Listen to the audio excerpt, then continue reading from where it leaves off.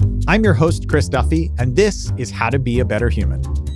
Today's episode is about sex, which I am not afraid to admit is slightly uncomfortable for me to talk about. You can't see this, but I am already blushing, and I probably won't stop blushing until the end of this episode. Despite that, I do have quite a bit of experience in talking about this because when I taught fifth grade, one of the strange de facto jobs that I also got thrown into was teaching health class. And health class was supposed to just be like deodorant. It's a thing. You need to wear some. And hair. It's a thing. You're probably going to grow some. But of course, because we had anonymous question cards, it ended up being a lot more about sex and sexuality. Every year that I taught it, I would get some version of a question saying, how do you know what day puberty is going to happen? I loved kind of that idea that it happens all at once overnight, that you like go to sleep as a boy and wake up and are like, I'm a man, here's my beard. Of course, that's not how it happens. I also got questions like, is it normal to get a boner during math class? Which made me think that maybe I was doing too good a job of explaining long division. And one particularly memorable question asked me if it was true that there were 3 types of breasts: female breasts, man boobs, and chicken breasts. Which I had never thought about it that way, but there are at least 3 kinds of breasts. Now you've convinced me. One question that I really did not have an answer to, and I still don't, is why does it sometimes feel so awkward to talk about sex? Sex is such a big part of being a human. It's how our species persists, but it's also so much more than that. It's not just evolution. So today, we're going to do our best. I'm going to try my hardest to have an open conversation about this. And oh boy, it's funny. I'm so much more nervous to talk about this than I have been about the other topics. I think that is because sex and sexuality and attraction and arousal, they're so personal. And for me, at least, they also feel really private.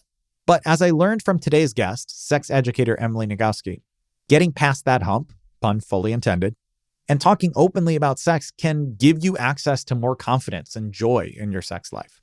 There are a lot of cultural scripts around how we're, quote unquote, supposed to behave when it comes to sex. For me, as a heterosexual, cisgendered man, I'm supposed to want sex nonstop and only sex, no talking, no feelings. And I feel self-aware enough now to say that is actually not a good description of how I feel about sex or what I want. But it can be hard to untangle what you really want and who you really are from all of the contradictory messages that we're constantly getting bombarded with. Helping people to do that untangling, that's a big part of the work that Emily does.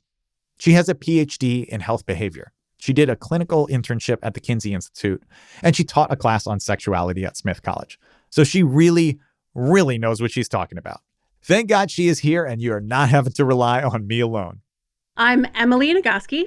I'm a sex educator, and I'm the author of Come As You Are, the surprising new science that will transform your sex life. So what reaction do you normally get from people when you tell them that you're a sex educator? There's a pause as people try to figure out how to respond. And usually they want to know what the most common question is that I'm asked. So, okay, well, let's hear it then. What's the most common question that you're asked? It's going to be disappointing to you because the answer is some variation on the question, am I normal?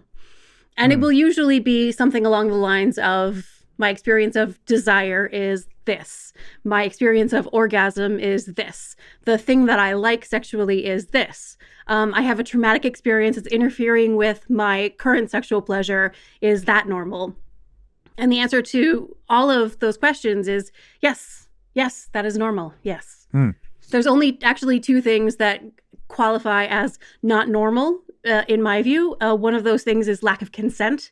Obviously, if everyone involved is glad to be there and free to leave anytime they want, then you're doing it right. And if no one is experiencing any unwanted pain, you are doing it right. If you're experiencing unwanted pain, you should talk to a medical provider.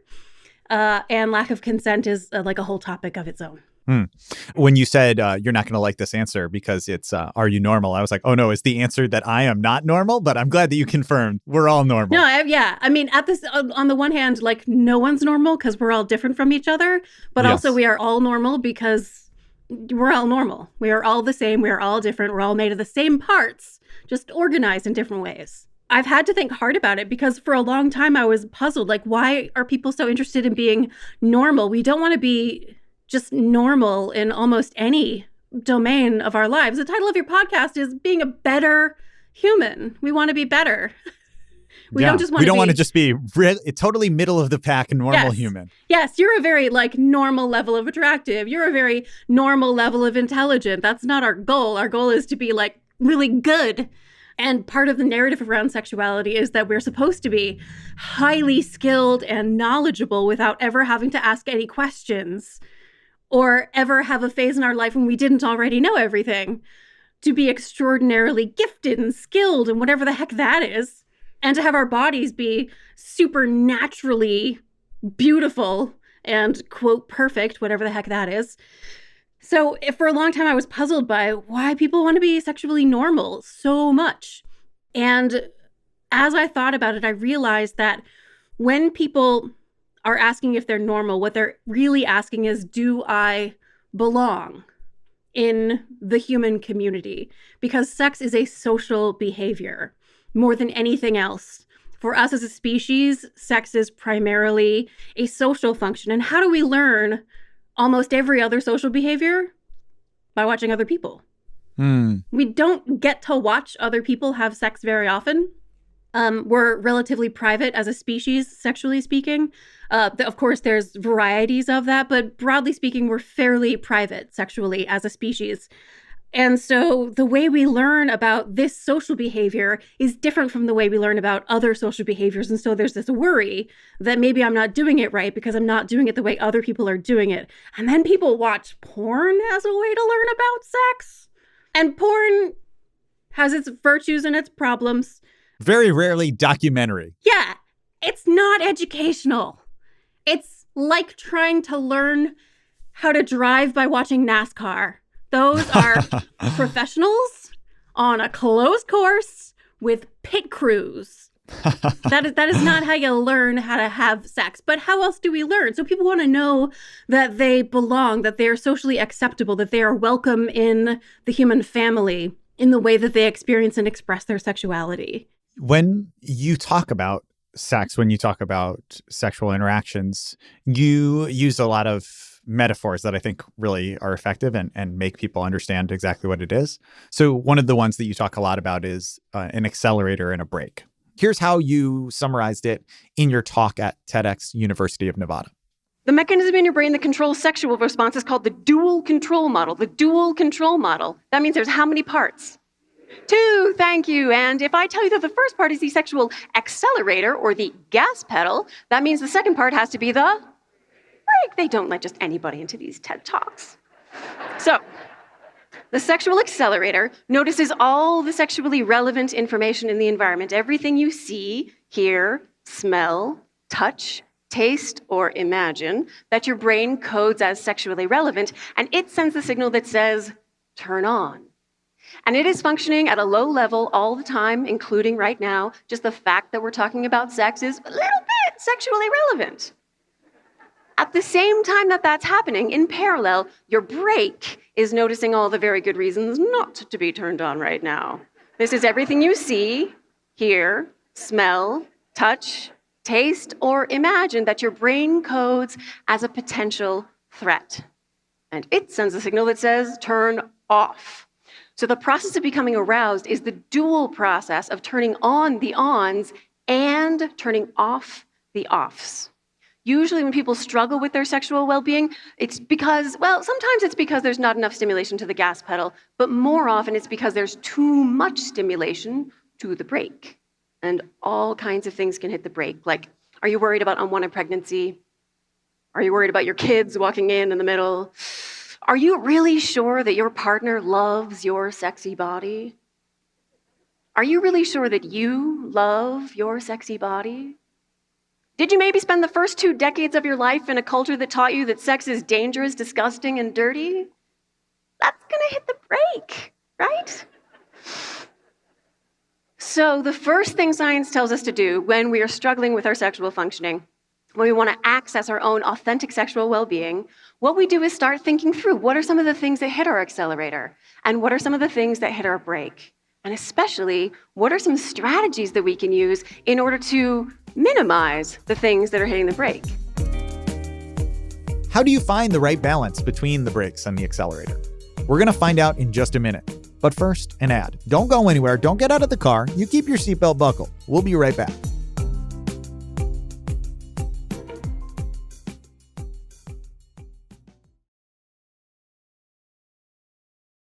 And we are back with Emily Nagoski. Emily, I know that you're not the biggest fan of the term sex drive, but I don't have a better one for this. Maybe you have a better term for this, I mean? Yeah, neither do I. I mean, Okay. We live in a world where people say vagina when they mean vulva, and they say sex drive when they mean sexual incentive motivation system. But sex drive is so much easier to say. I understand. Yes. Okay. Well, let's just try it for a moment. The sexual incentive motivation system. What is a healthy one? Because I think so many people feel like there's shame or there's confusion around their either lack of desire or too much desire, or the sense that they're not matched up perhaps with what is supposed to be. And I'm putting that in quotes, supposed to be the case. Supposed to be. Yeah, should. What your sex life should be. One of the things sex educators like me say is that you should stop shoulding on yourself. There is no way that it should be. A healthy sexual response mechanism is one that responds to context. Context is both your external circumstances and your internal state.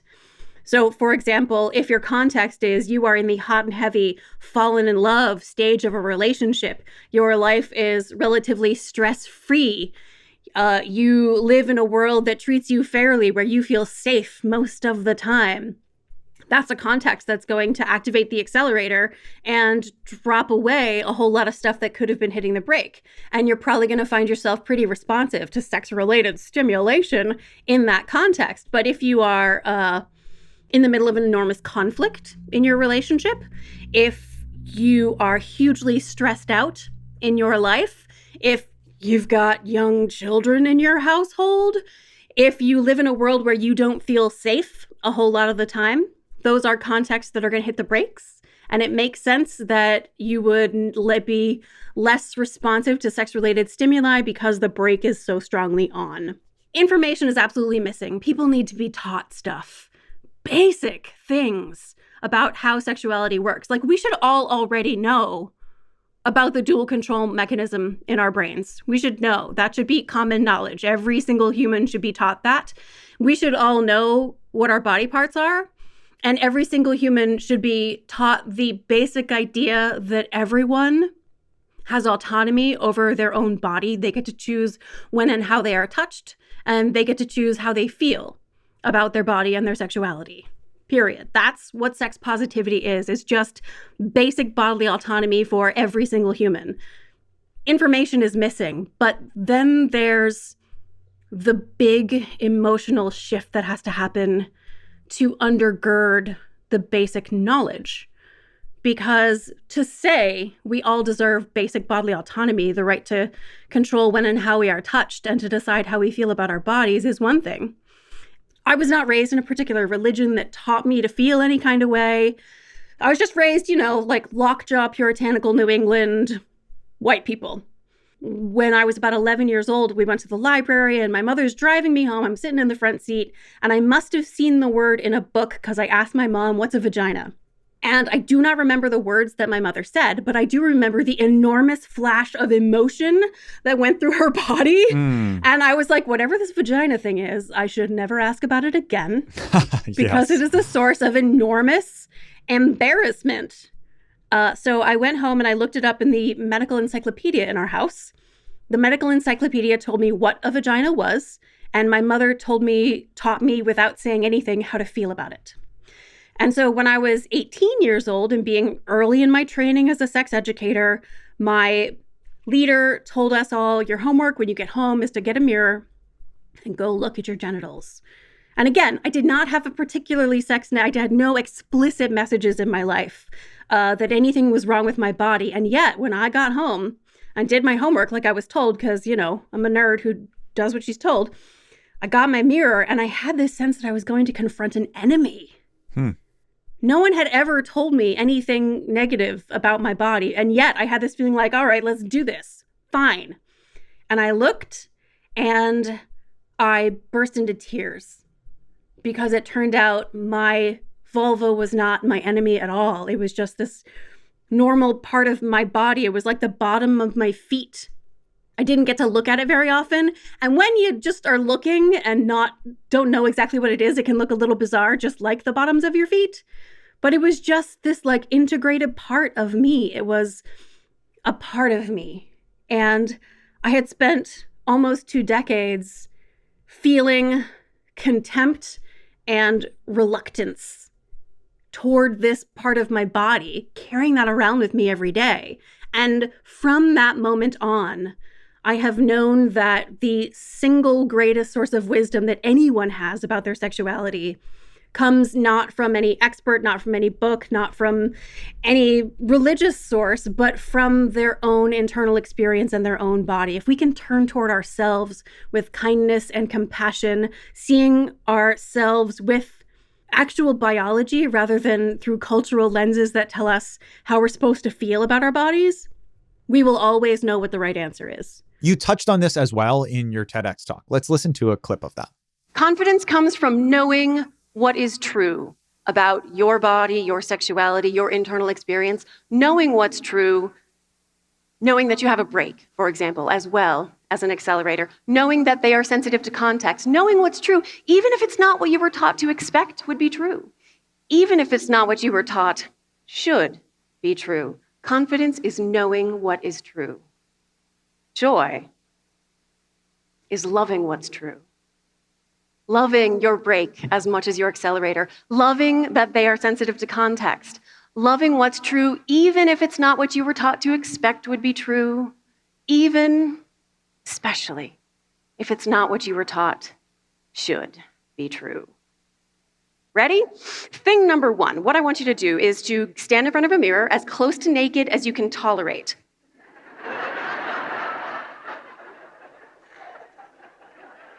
It gets worse. So what you're going to do is you're going to look at what you see there and you're going to write down everything you see that you like. And of course, the first thing that will happen is your brain will flood with all the culturally constructed messages about the ways your body falls short of the culturally constructed ideal. That's fine. You have every other minute of the day in which to have those self-critical thoughts. Just set them aside temporarily, and right now, you're going to write down the things you see that you like. If it is your eyelashes, write that down. If it's your toenails, write that down. And then do it again tomorrow. And then do it again the next day, and the next day. And the more often you do it, the more obvious it will become to you what a frackin' miracle your body is. And the more immune you'll become to all that cultural, noisy crap that's hitting the brakes. Option number 2. If you genuinely cannot imagine looking in a mirror and seeing anything there that you would like, here's what I want you to do instead. I want you to get into a calm, quiet state of mind just for a couple minutes each day. And I want you to visualize that door that stands between you and your authentic sexual well-being. And what I want you to do when you can see it really clearly is that I want you to shine a beacon of kindness and compassion on the door. Because here's the thing about the door. It's not innate. You were not born with it. It was constructed in your brain by your life experience and by your culture. And you may hate the culture that built that door. You may work to change the culture that built that door, but never turn toward the door itself with hate, because the door is part of you too. And it is not random. It's there to do some work. If you have been shamed for what's on the other side of that door, if you've been shamed for your sexuality, and who hasn't? That door is there trying to protect you from social isolation and judgment. If you have had what's behind that door, if you've had your own sexuality used against you as a weapon, if you're a survivor of sexual violence, your door is doing the hard work of helping you to survive in a world where your own sexuality can be used against you as a weapon. And I don't know if your door might be ready to open a little bit, or if your door needs to stay closed a little while longer, but I know that the first step is always to turn toward the door with kindness and compassion. Confidence is knowing what's true about you, your sexuality, your internal experience. Joy is loving what's true, even when it's not what you were taught should be true. More honest conversation and more actionable advice from Emily Nagoski is coming up right after this. But first, an ad.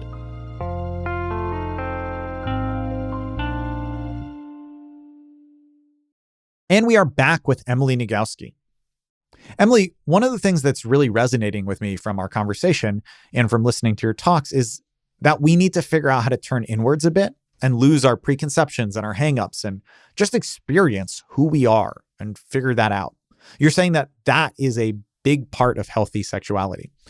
Are there exercises or practical things that you recommend people do to get more in tune with themselves sexually? Oh gosh, there's so many things. There's so many things you can do. I have a whole workbook. In addition to Come As You Are, there's a Come As You Are workbook. That's like, I took all the science out and I was just worksheets. Here, you don't care what the source is, just like, here, do a worksheet. What are like the top 3, if you take these away, these are things that you should be trying? I think it is very worthwhile to think about what your sexual scripts are. So when you think about what a good sexual woman or a good sexual man or like a good sexual non-binary person, like what behavior is the script for how you are supposed to behave? What would you do if you were good? What partners would you have? What behaviors would you engage in? With whom? How often? Like, what is the script against which you're comparing yourself? And the deeper you can go into understanding what the script in your head is, the more clearly you'll see the ways that you are not that script. Your body does not conform to the culturally constructed aspirational beauty ideal. Your behaviors don't conform with the script of what you should be doing. Your desires do not conform with the script of what you should be doing. And in the space between who you truly are and who the world has taught you you are supposed to be lives this abyss of self-criticism and self-doubt. That's a normal part of being a human being around a whole lot of different aspects of our identity. But with our sexual identity in particular, if we can get very clear in our understanding of the ways that we are falling short of what we were told we should be, we can get really clear in our ability to let go of that stuff. Because with sexuality, unlike with many other aspects of our identities, we're taught that our worth can be measured by the behaviors we engage in or don't engage in, by the shape and size of our bodies, by our attractiveness to others, that to be attractive to others makes us less valuable. And if you're a woman, you get to be told that your attractiveness is your ultimate value, but also makes you completely valueless. So that's fun. So that's why it's so important to like get deep down into what is a good sexual person. What are the ways that you are falling short?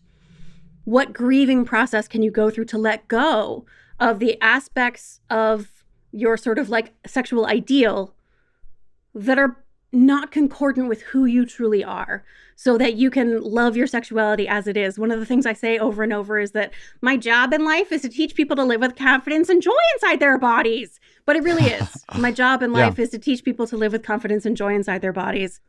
So one is to think about who you sexually are and who the world has taught you to be, practicing letting go of the stuff that is not concordant with who you are. I think that so many of the problems around sexuality and people's real pain from sexuality often comes from not being able to talk about this stuff openly and clearly. And I just know for myself, right, like even coming at this as a heterosexual, cisgendered man, there's so much that we're not supposed to talk about, right? Even from that position of privilege. And I felt like when I was first starting relationships, the idea of like being like, well, I actually want to wait, or I feel like I want to have an emotional connection with someone, that kind of stuff was like, you're broken, that's like that's not allowed for a guy. Absolutely, right? You're just supposed to be a sex machine and that's it. It's only now. And I think from growing up, but also I think our culture has changed. American culture has changed in a way since, I was going through puberty. God, I that hope so. We're able to talk about this stuff more openly. And I wanted to bring this up because it's a overlap between the two of us. I used to work as an elementary school teacher. I taught 5th grade. And so one of the things that I did was I taught health class. And trust me, I was not a professional, and I was definitely not like the way you said that you could say these things without laughing. My career in comedy and my career as a 5th grade teacher involved a lot of being like, I can't say these words without laughing, but I'm going to still give you my best shot. a few things that I learned from that I think are worth us discussing. One is I thought about topics like consent as really adult topics. But then you get into an elementary school and you see that so much of kindergarten is, are you allowed to touch another person? Are you allowed to take their stuff? Are you allowed to put your hands on their face without them wanting it? And the answer is no. Like, you have to have consent. We think about it as only this like big sex question, but really it's a skill that kids are learning or should be learning at the very beginning. So I'm curious your take on that, because I think we often put consent in this like almost like a crime territory, rather than as a skill that you should be learning the whole time. Yeah, we treat consent like it's like the final hurdle that you cross, and it's like literally just the knock on the door.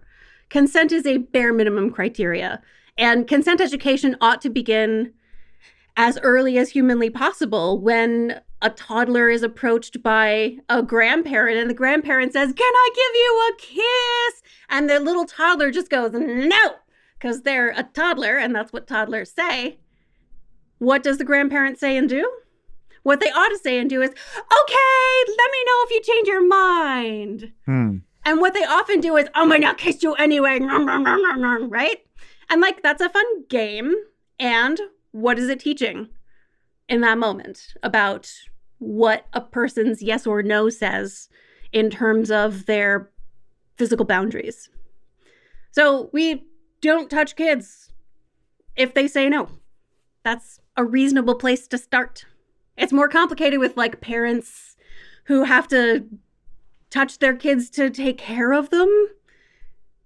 And when conversations happen about like who's allowed to touch whom, when, and how, if you're beginning from a point of hypocrisy where you tell a kid that like, this is a good touch, this is a bad touch, you're allowed to say no, and that kid says, "Well, how come when I say I don't want my aunt to kiss me, I have to let her?" That's a good point, kid. Yeah. Maybe we shouldn't do it that way. It seems to me like one of the things that is the hardest about sexuality is that these interactions that we have with another person, we really want them to go well. At least for the first couple times, it's new and you don't have experience, so it's probably not going to go super well. And we're really afraid of that. And I think that I wish that more people understood that if you talk about the things that you're afraid of and are open with them, it's being vulnerable makes it more likely to connect in all ways with another person. You are so violating your script right now, and I'm sure you get shit for it. Well, it's, an interesting part that I want to talk about with this is I do feel like a lot of what happens is when people are in these situations, there's a lot of association of like alcohol, right? It's like, oh, like let's drink or let's do this thing that's going to make it so that we think less about it and we feel less. And I don't think I've talked about this on the podcast before, but for many reasons, none of which were like a big dramatic thing, I stopped drinking. And one of the biggest things that I found is that having kind of uncomfortable conversations, when you do them, they just get easier. And I think I was avoiding uncomfortable conversations sometimes by being like, well, I have a drink or two, then it's easier. And it's actually not. So I wonder, what do you tell people who are in that situation of like, it's just, I feel like my stress response is like through the roof and I don't know how I'll ever connect with another person without trying to like numb that somehow. Yeah, alcohol. Which makes consent really hard too. It makes conversations really hard. It makes it actually not legally possible, technically speaking. So alcohol has what's called a biphasic effect. So the first, literally just a drink or two when you get just below the legal limit, gets you to what so as a college health educator, I talked about alcohol a lot, and I had to learn to be really realistic in the way I talk about it. So a drink or two gets you to what I call the pleasure plateau. So the first thing that happens is you turn off the offs. You turn off all the chatter, the noise, the anxiety, and then you start turning off the ons. Because alcohol is a central nervous system depressant. Doesn't mean it depresses you mood-wise. It means it turns things off in your central nervous system. And when you get past the pleasure plateau, it makes your ability to make decisions worse if you feel like you need to drink instead of have a conversation. I want to say that's a great topic for therapy. Let me give a better answer than that, though. No, there's something really real there. Like that's a sign that there's something that you need to be working on, probably. First, one, if it's easier to have sex with someone than to talk about sex with someone, that's very common. I hear that a lot. And that means you've got stuff to dig out from deep in your psyche. And here is my motivation for doing that digging. Like, if you need to drink in order to shut off your brain in order to have sex, then there's something in your brain that you need to get out. It does not belong in there. It is interfering with your sexual well-being. So how can people who maybe right now are feeling like it's easier to have sex than to talk about sex, or like it's easier to have sex when they've been drinking a little bit, how can they start building the skills of talking about it? Because like you said, not all of us are lucky enough to have been doing it for years since we were kids, talking about consent and bodies and then slowly phasing in. What are the first steps if you want to get better at this? Or maybe step one, even just step one. Step one. Communication questions are hilarious to me. Like, how do I tell my partner that I want to do X? You say, I would like to do X. So the real question is, what is it that's preventing you from saying the thing you want? What is it that's preventing you from even knowing what you want or what you like? So I want to say step one is getting good information. You have to unlearn everything you thought you knew about bodies and intimacy and pleasure and gender. If you can do that, if you can, instead of believing the lies you were told from the day you were born, instead believe what your own body and internal experience are telling you and hear your partner's body and internal experience so that you can connect with them in an intense and profound way, so that you're as aware of your own internal experience as you are of theirs. Is it worth it? Yes! Yes, it's worth it!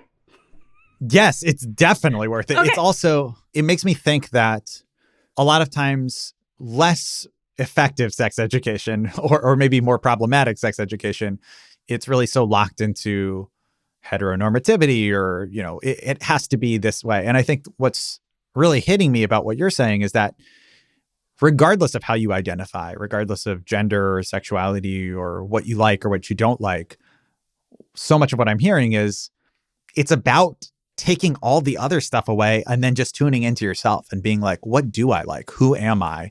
And how can I express that? Yeah.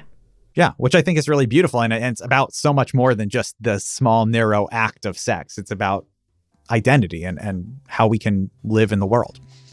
Thank you so much, Emily Nagoski. Thank you for being here. Thanks for all of the incredible things that you've said. And thanks for the work that you do. Thank you so much. I could do this all day. That is our episode for today. This has been How to Be a Better Human. I am your host, Chris Duffy. Thank you so much to our guest, Emily Nagoski.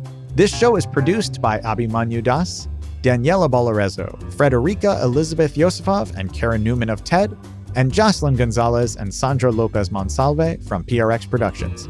I am still blushing, and I will continue to blush, even as you move on to your next podcast. Have a great week.